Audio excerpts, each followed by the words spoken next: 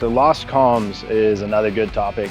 The regulations are pretty specific on what we should do on an IFR flight plan. So we know assigned, vectored, expected, filed for the route in that order.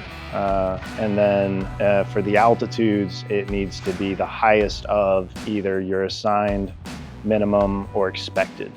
So that's great for VFR and works out really well. One instance where I've actually experienced a total electrical failure in a little Cessna was VFR. Do your best to be number one, always be safe.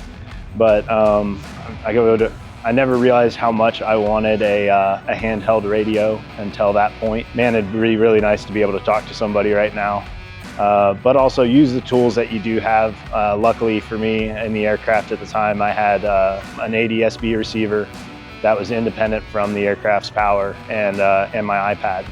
So I was able to find an airport that didn't have any traffic and didn't have anybody reporting. So I was able to get in and get the airplane on the ground with no incident. And then we were able to resolve the issue later after some maintenance. But yeah, I'd say the VFR one is a little more on your own. Be safe, be smart.